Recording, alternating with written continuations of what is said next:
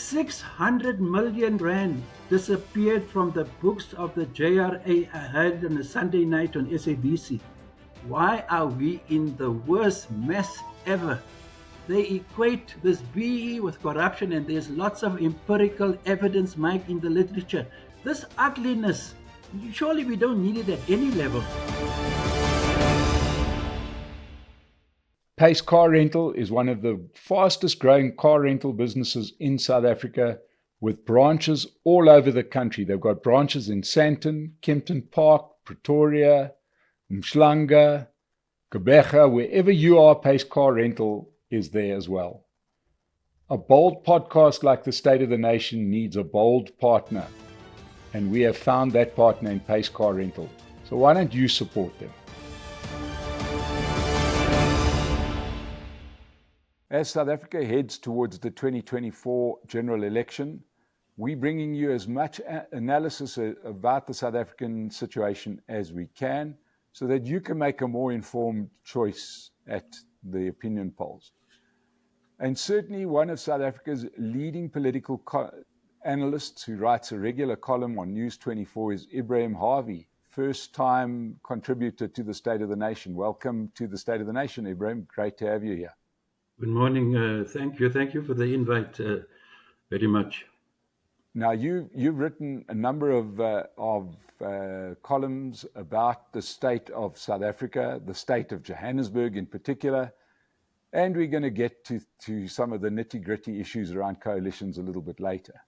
But let's start off with, just to inform people that are watching this, the reason why you aren't in the studio is that you are on the other side of Johannesburg.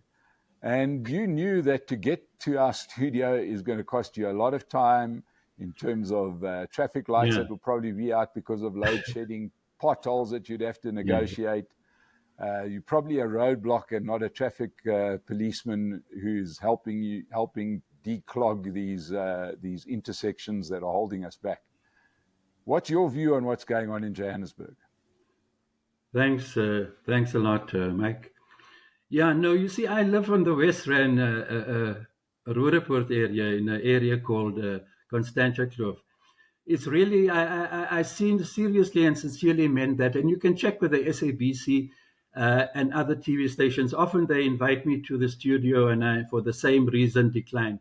I really don't. I'm extremely busy, Mike, with lots of things, and I don't have the time. It's terribly frustrating, which is why I penned that column on Joburg's infrastructural collapse last week or two ago, when I had to meet someone in Melville and what I had to face. I just couldn't believe it. I thought Melville perhaps, would be much better off. I mean, those potholes that turned into craters, I could hardly even navigate that particular stretch of the road. So it's a lot of things. And as you mentioned, the robots, etc. And it would cost me, I worked out roughly, about 1.5 hours to get to your place and back, maybe more. I can't afford that really. And I decline interviews for TV stations for the same reason, in studio interviews. I prefer to do it via Zoom, as we are doing now at the moment. But I must just tell you something before you proceed, Mike. It was a Sunday evening. It's about 2 years ago on SABC. Do you know why Joburg's roads is in the worst condition? Joburg was formed in October 1886. Never, ever before, let's say since 1910, when the Union of South Africa was formed, have we had such an infrastructural collapse generally in Johannesburg, and particularly what's happening with roads, water, sanitation, sewerage. Johannesburg Road Agency is responsible for fixing it. 600 million rand disappeared from the books of the JRA. I heard it on a Sunday night on SABC. That is why people don't know why the mess that we're sitting with on the roads. 600 million rand, they said. I heard it on SABC very loud and clear. Had disappeared, Mike, from the books of the JRA. So And just just very to be clear, briefly, around potholes, there you have it.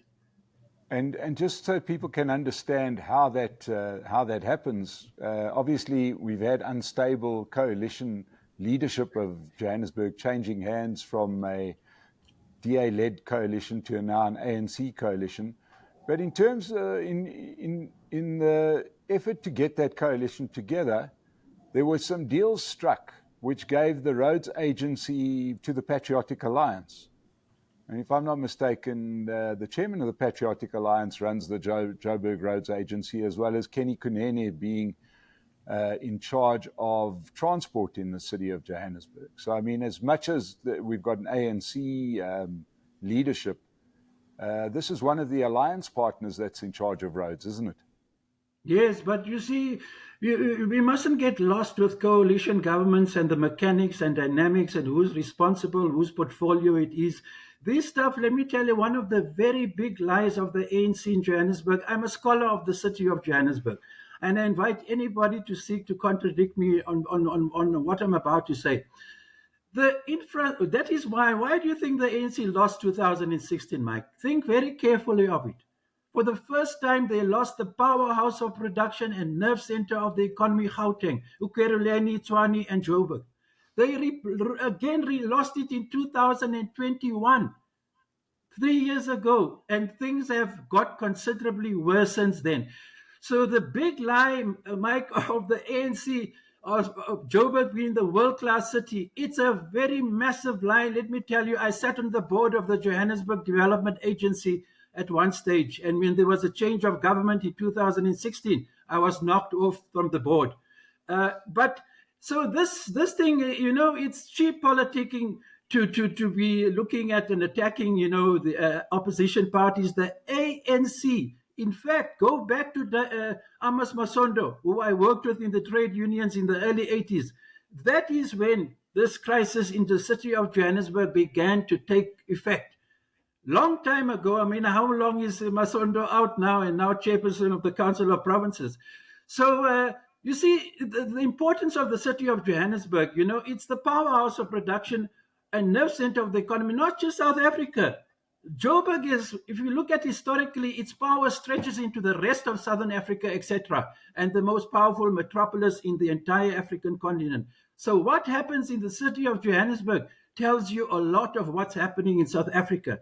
And the most terrible decline, really, of any major city has been in Johannesburg, and which is an area that both my master's and PhD, I've studied, in detail, Mike. I can take you through every year from 1886, believe me, about what has happened in this city.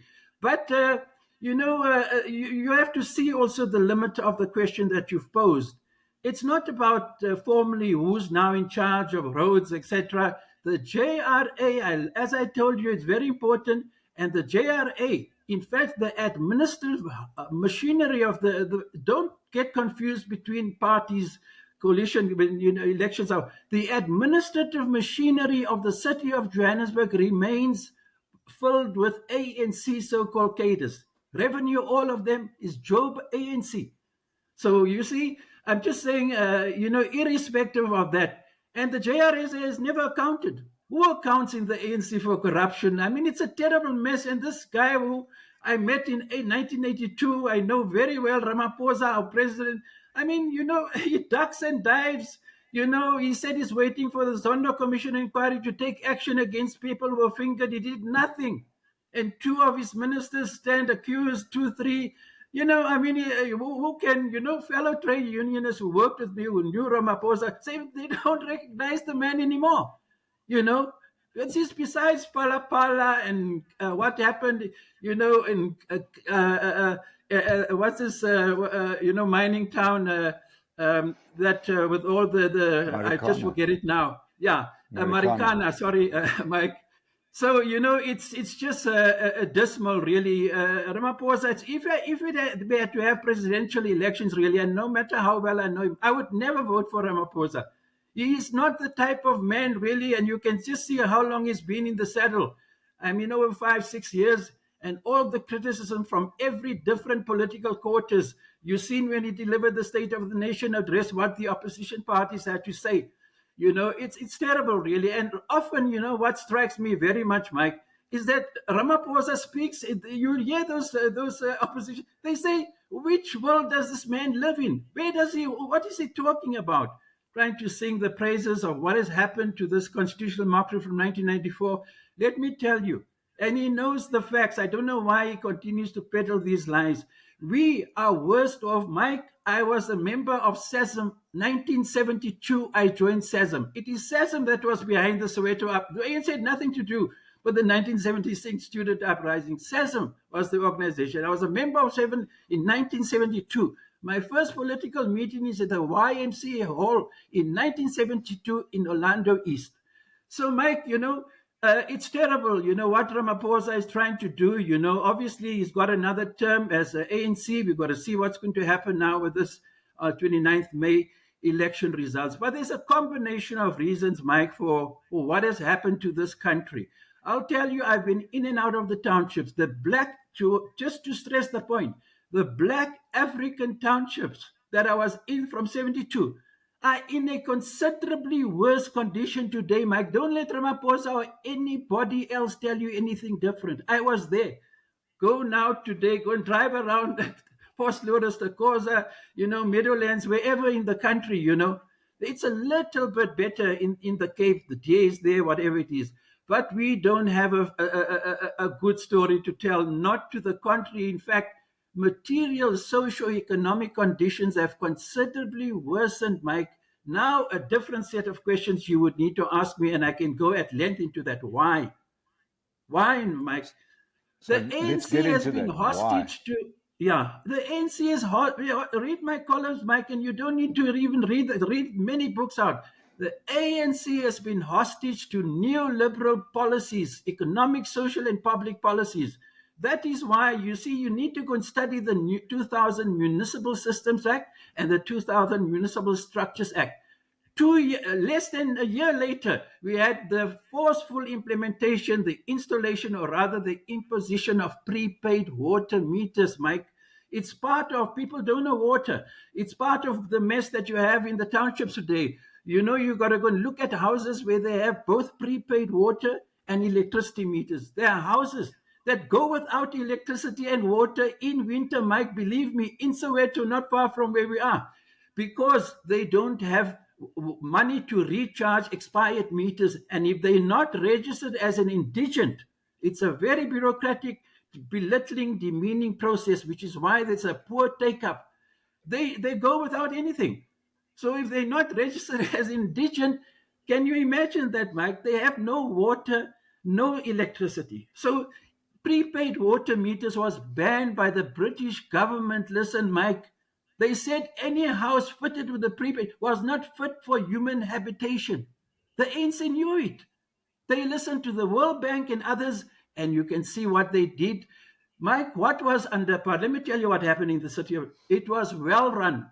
Amongst the best services delivered, the only problem was the racism, where black people didn't enjoy these services, but they had world-class standards. The white working class and middle class enjoyed amongst the highest and best municipal standards in the world. What happened when let me tell you what they did. They shut down every department in the city of Johannesburg, as they did in the rest of the country. And in its place, what did they do? They formed corporatized and commercialized municipal utilities. That's where Johannesburg water comes from. City Power, pick it up, etc. Now go and look at the sources of corruption. I said on the JDA.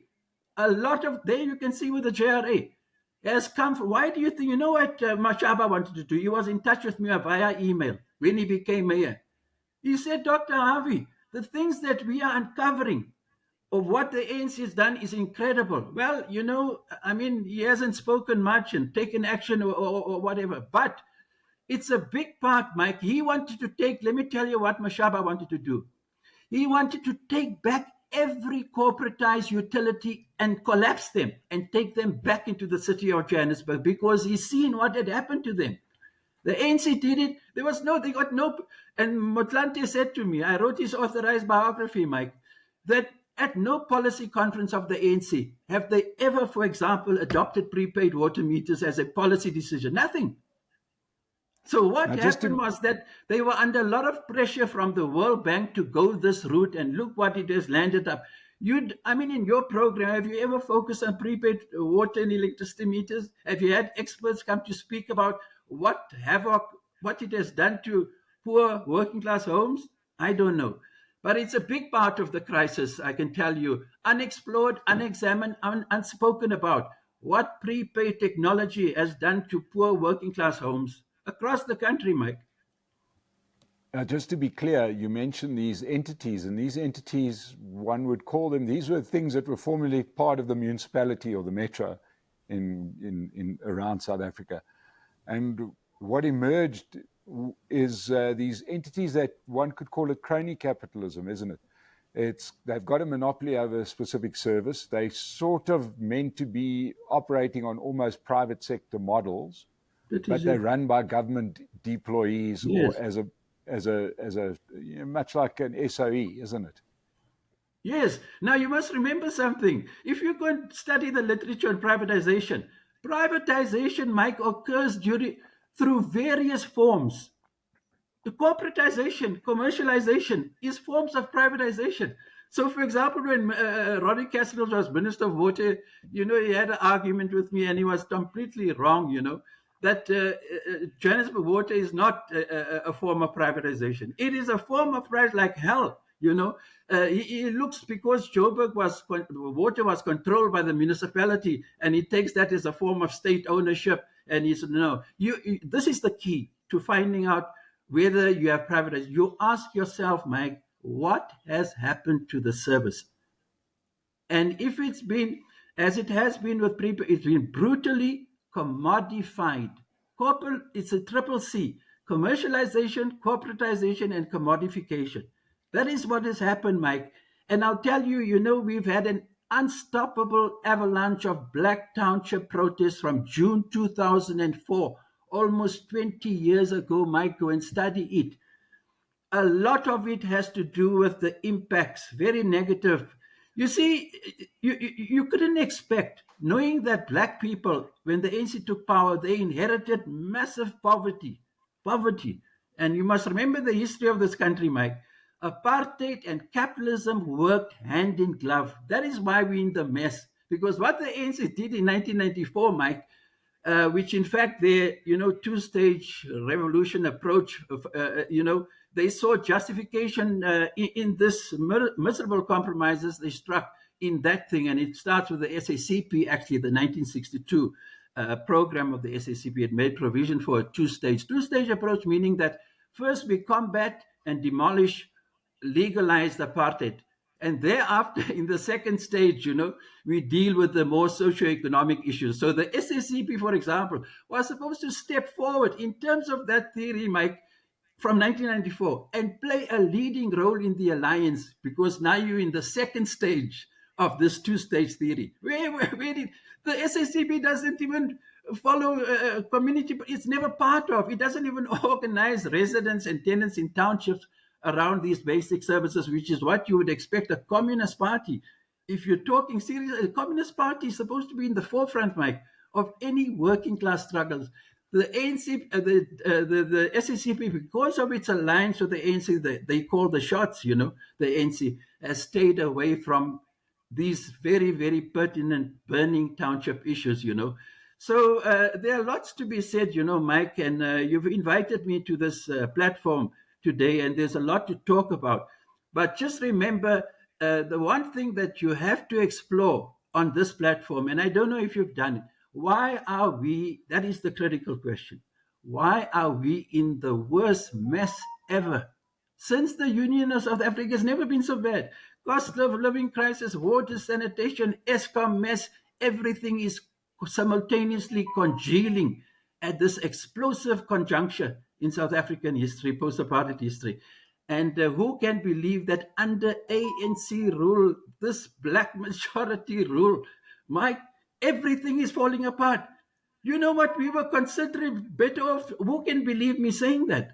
I mean, I was an arch opponent of apartheid in the struggle from 1972, that we were better off. The townships themselves, Mike, was better off infrastructurally. The only thing is that, white people enjoy these top municipal standards and conditions, and black people not. But today, the very worst situation from the time the Union of South Africa was formed, believe me, in 1910. And so we're on the eve of this most important election. This is the most crucial election in post-apartheid South Africa. Never has the ANC had its back against the wall, as it you see in this mushrooming a plethora of opposition parties. What it is, let me explain to you what the opposition politics is all about. It's an inverse reflection of the almost collapse of the ANC in office. I mean, if you talk of state failure, it is there long ago. It's nonsense that we're not yet there. I've devoted 2-3 columns on News 24 to show you and illustrate using basic services. How more powerful can an argument can you have about state collapse if you focus on that? That is why those who have tried to apologize say we're not yet there. I mean, obviously, honestly, just talking a lot of nonsense, Mike. We are long there. In fact, we're getting worse all the time. And it is my hope, Mike, that as big an opponent and critic I am of Malema and the EFF and the DA, I hope that the ANC loses. I've made it clear in columns directly, unafraid, Mike, that the ANC not only loses this election, but loses it in a way that the DA and the EFF come to into a national coalition government. I believe that national coalition government, for the first time, remember the ANC has never lost a national election. So this is virgin territory. I was saying in a TV interview just yesterday, Newsroom Africa, there'll be room to explore different modalities, and also besides structure, Mike, this new coalition government is impending. It's unstoppable. No one's going to stop it. The ANC is going to fail to win a simple majority, and you're going to be forced with a they have to address policy issues, Mike. Why do you think municipal services have collapsed? Why do you think local government coalitions are in a crisis? Let me tell you why. I've touched on it, perhaps not written sufficiently about it. Let me use this opportunity. Did you ever see any of the opposition parties talk about the need for commonality around policies, whatever they are? What is the policy of these opposition parties, for example, to prepaid water meters? What is their policy regarding our indigency policy provision, where unless you're registered as a very belittling, bureaucratic, demeaning process? And I told you why there's a poor take-up, because I think a lot of people prefer to struggle than to go to the indignity of this indigency process. And so there are lots of issues. Do you hear them speaking about that? Which of take Joburg, for example.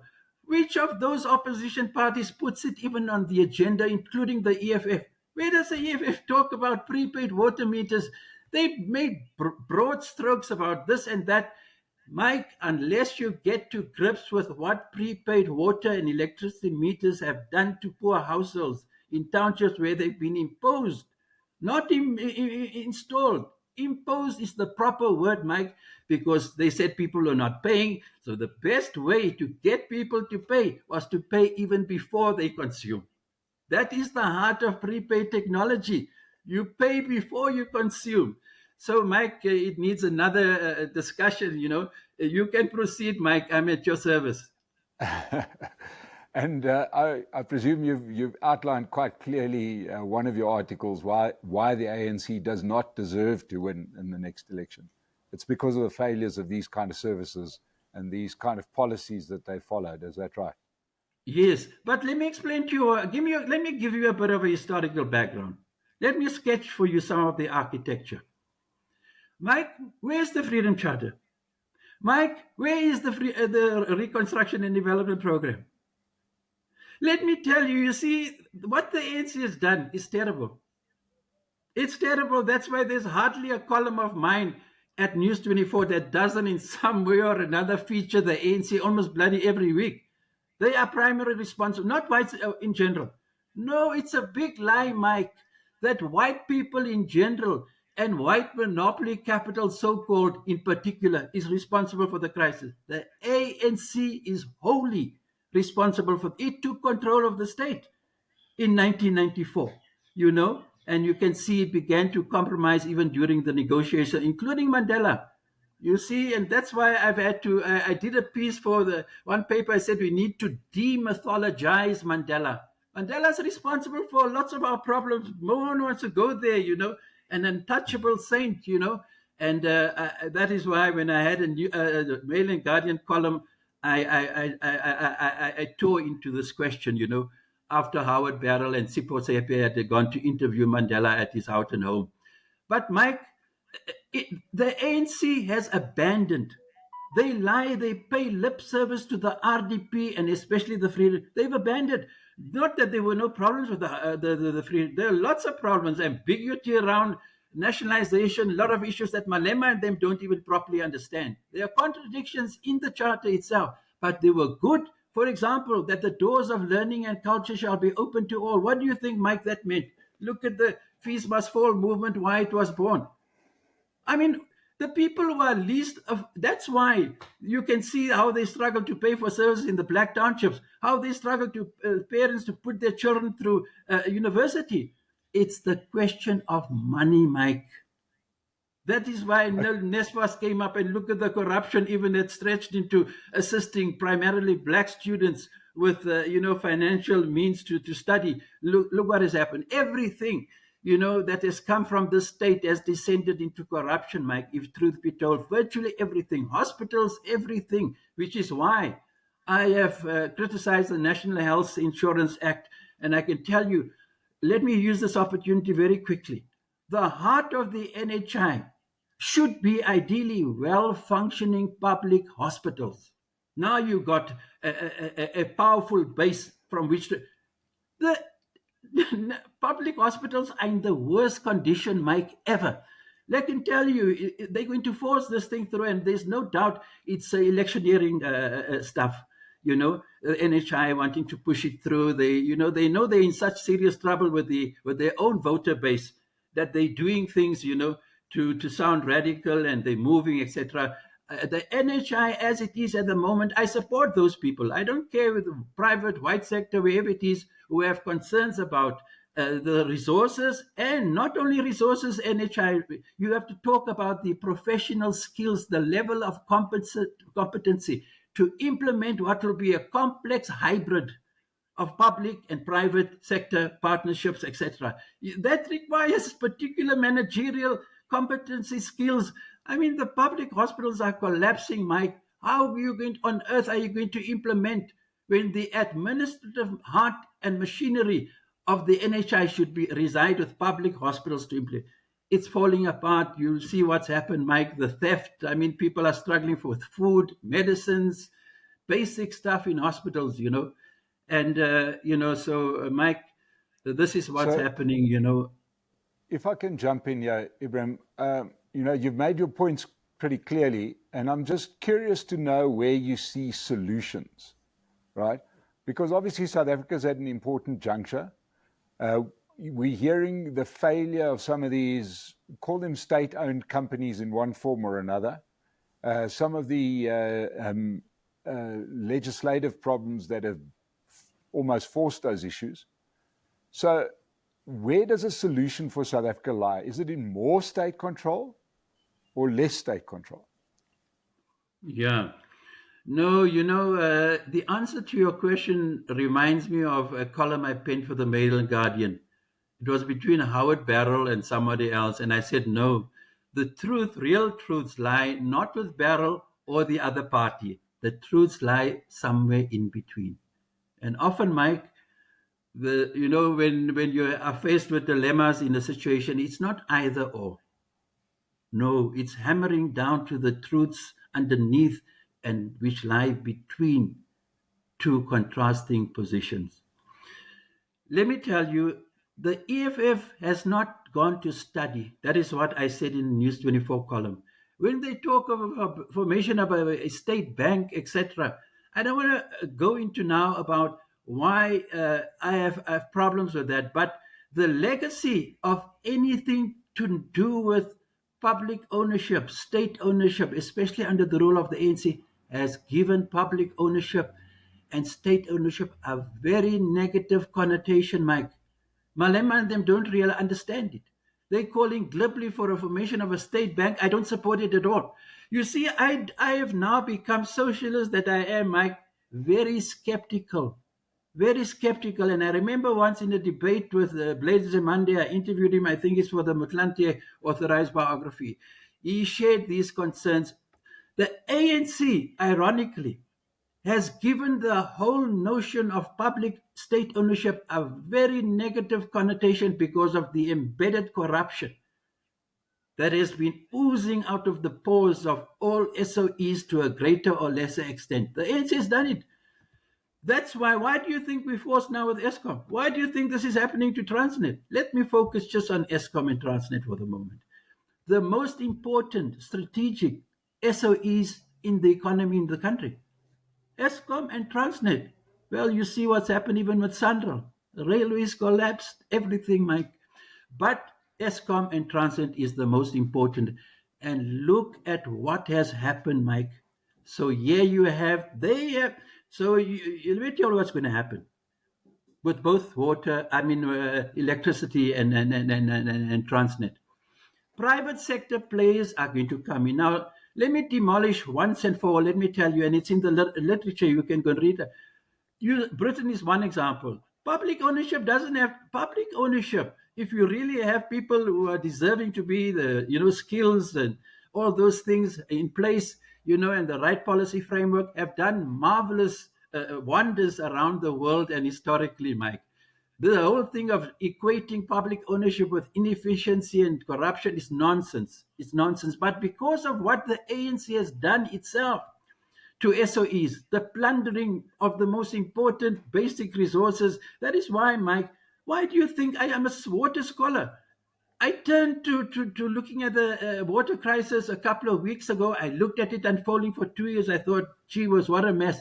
The ANC, let me tell you, is responsible for the water crisis, the sewage crisis, the electricity, every infrastructural crisis. Mike, let me tell you what they should have did. And it's in my News 24 columns.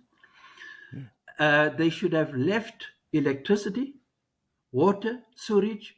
The white people have been busy with this from the time when Rebecca arrived in 1652, Mike. It's just an unmitigated scandal. They should have left it, but you know why they didn't want to leave it in white hands? They should have left it. Look at what has happened to Eskom. The exodus of skilled, particularly white Afrikaner technicians, electricians, engineers, Mike. There's your root of your crisis in Eskom. That is what happened. When it really began is with the exodus of these people and BE and AE coming in, and they had to place African black people in positions. I mean, look what a mess it is. Today what we're sitting with, I have become, for that reason, because it's true. The Chinese and a lot of other countries, let me tell you what they do, Mike, which is what is negatively affecting investor sentiment in this country. They equate BE with corruption. It has been a hamstrung. It has negatively people who are arch proponents of BE don't want to face those facts. Let me tell you, to a lot of countries abroad, including China, they try not to get involved in because they equate this BE with corruption, and there's lots of empirical evidence, Mike, in the literature to draw that equation. BE corrupt. It's linked. It's linked to a massive extent. Let me tell you now, and this is the problem, Mike. BE comes from the ANC. In fact, BE doesn't come from the ANC. If you go and do your studies, Mike, you know where BE comes from. It comes from the white corporate world, and if truth be told, it was pushed initially by Anglo-American Corporation, Oppenheimer and them. That's where BE is not ANC. BE, originally, ontologically speaking, is a white a construct, a transformative construct in the white corporate sector during the 1980s, But I think even Oppenheimer and them are turning in their graves, really, at the sight of what BE has become, to the extent where we cannot deny, again, there's so much empirical evidence, Mike, to see the links between.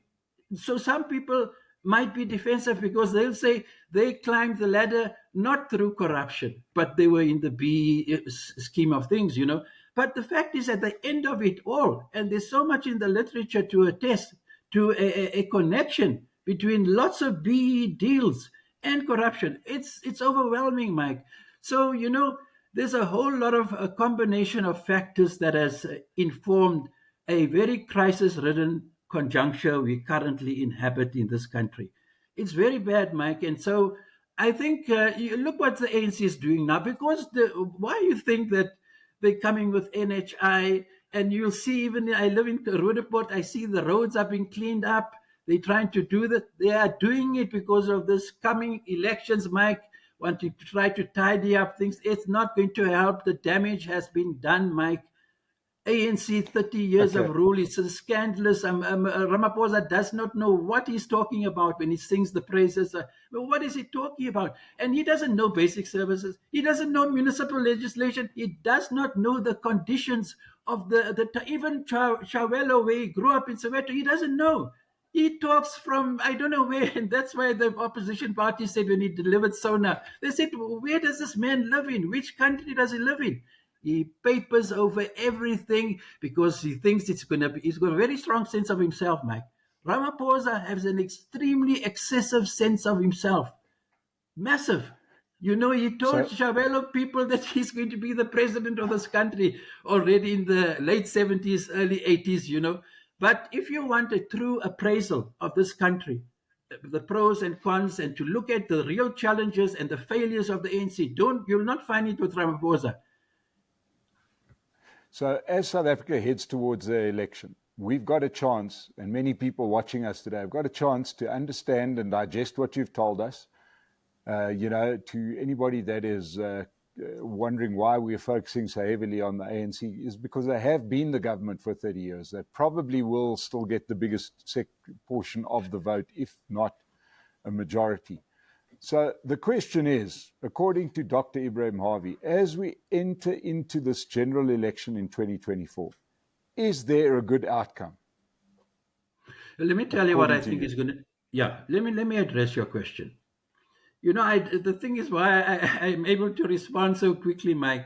I write about these things every day. You know, I'm writing from 1975, Mike. There's not a day that passes that I don't write. I write all the time. Uh, and now I have to do papers. You know, I'm a consultant for Anglo American Corporation, and I write papers for them. I prepare papers, so I have to write. I write all the time. But Is this that as part issue of their has been VE hot. program? Yeah, yeah, it's big on the agenda because the country. Let me tell you, it's an inverse reflection. Your question of the depth of the crisis, Mike, is that people want solutions correctly, and we have to look at what's going to happen. The best outcome for me, let me tell you, of this election will be where we have a national coalition government in which the DA, let me tell you, I mean, I've argued that I think, we look at the EFF, and I must be honest with you here, particularly white people, Mike, and so called other minorities and so on, but mainly white people because they've been so affected by this radical talk of Malema, and what he's going to do. Now, Mike, let me tell you, go and look at Malema's visit to Britain. Go and study Malema's visit to Britain in 2015, see who he met with, what he had to say to understand Malema. Don't be carried away with radical phraseology and talks of Malema. No. Malema once, in fact, Malema has argued workers should have shares in capitalism. Not to fight capitalism, they should have shares in. He wants a seat at the table. Malema don't forget about the radical talk. He's of the same mold as the ANC leaders of many decades ago who want to sit at the table with the white people. They wanted a seat at the table, you know. They were not questioning the capitalist foundations and how racism and capitalism has intersected in our history. No, they wanted it. Malema, forget about the anti-capitalist rhetoric. Let me tell you, deep down is that. And I think in a coalition government, I think a lot of people are thinking that we're going to have a deepening of corruption in the state, and he's calling for this bank so that, they can loot. I don't think so. I think Malema and the EFF has sobered up. Okay, so Parliament. if that's the case, how do you explain the chaos under an ANC EFF coalition in Johannesburg and Ekurhuleni, even eThekwini and Nelson Mandela? That's around the country, coalition between, as you put it, the corrupt ANC, but the wonderfully old version of the ANC and the EFF. that's avowedly Yeah. against this kind of thing, but yet they're in coalition, and the situation, and people are dying, buildings are setting alight, Yeah. roads are exploding. I Yeah. can't understand how. Are they suddenly going to become better? Is that what you're saying? What are Yeah. they doing now then, No. if that's the case? Yeah. No. Your question is very, very important to both pose and seek to answer. I'll attempt to answer it. You see, as I said yesterday in the TV, local government is where the rubber hits the tarmac.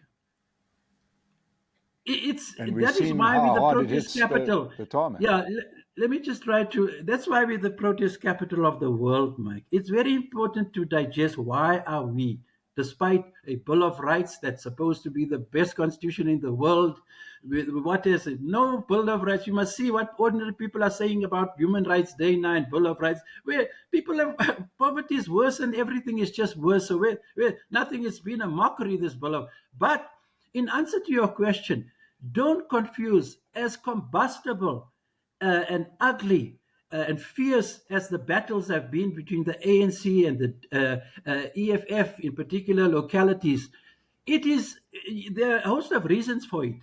The constitution, the responsibility for delivery of basic services, is local government. It's not central government or parliament. The big failure of many people, including analysts who have not studied this thing properly, is to think that at a national coalition government level, you're going to have a replication and repetition of this ugliness that we have seen in various parts of the country with local government. It's a different ball game, a different set of issues, and you can't escape it, because that's where basic services are delivered, and there are lots of serious problems with policies and so on. But I don't, for good reason, and I've dealt with this in the column, and with the TV interview yesterday. It's not going to happen at national level. This ugliness, surely we don't need it at any level, but it's in the nature of the beast of local government coalition, And you must remember the local government and the opposition parties that have mushroomed. It's an inverse reflection of how deep the crisis irrevocably. You will not change it, Max. I think it will worsen. It is in the ANC. So that is why. Why do you think opposition parties have mushroomed? They thought, let's see if we can get in on the act. They can see, something seriously happening with this ANC that before strode the political stage like a colossus and now struggling, and with its back against the wall like never before with this election. It is a different ball game at national. You're still going to have lingering tensions, and those things that you drew attention to now, they're going to continue to simmer. They will affect maybe even a national coalition government. But the focus is going to be they are forced by the nature of what the constitution prescribes local government to do. They're forced to focus on those issues, and you can see the explosions and why it has taken place is a big thing. I think we need to spend more time addressing the root cause of these township combustible protests. But I don't foresee it happening in a national coalition government. And the advantage, let me tell you and spell it out because it's very important. The DA in particular, perhaps to a lesser extent the EFF. Remember also, we're not talking about MK, which I realized after yesterday's TV interview was a gap in what I had to say because it wasn't posed also, Stefan Grootes interviewed me yesterday. But the MK party is going to do a lot of damage to the ANC. We haven't looked at that, Mike. Let me tell you, I am especially concerned. That is why they try to use legal measures to stop this thing. They must leave it. They must contest this election with the MK being there, and they're going to lose this thing. If you listen to the IEC, they're going to lose this thing, Mike.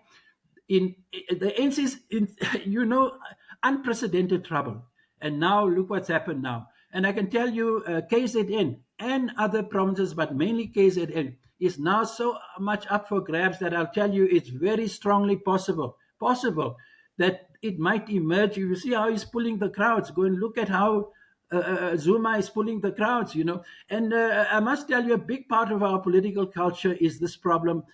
Let me be very specific, Mike. I need to be. Black voters citizens, they don't care too much about corruption. Let me tell you something. You see the charges Zuma's facing now, and now he's trying to get Billy Downers out because of the arms deal. Zuma is as guilty as hell, I believe. I've studied this thing. I've looked at the Downer paper that he presented in 2010, and lots of things about Zuma. But do you think people care? It's a serious indictment of our political culture, Mike. They don't care. They elected Zuma in Polokwane. You know what?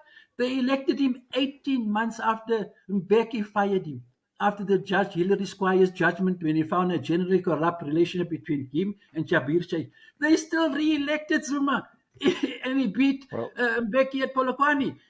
They don't care, Mike. And now you can see how they're after Zuma and all over, and is a god and all this. It's a serious problem, Mike, in our political culture, and which is why partly the ANC has actually stayed in office. But now you can see things are unraveling. They lost 2016 and 21. And I well, think they're going to lose the 29th well, May Dr. election. Ebrahim Harvey, sadly, our time is unraveling because I'm getting all kinds of signals over here. We're definitely going to have to pick this up. You say that the EFF will be far better in power. They also said Jacob Zuma wouldn't be a thief in power, and we got to see that he was just a local thief, but when he's in national power, he couldn't be as corrupt as what he was before. So we'll have to wait and see that the EFF suddenly becomes a force for good. But Dr. Ebrahim Harvey, thank you so much for joining us. We will get you back a little bit closer to the election. All right. To our sponsors of today's episode, Pace Car Rental, we'd like to thank you. And to everybody that joined us, please, if you've enjoyed this, subscribe to the channel. And we'll see you the next time on The State of the Nation. Thank you very much, and goodbye.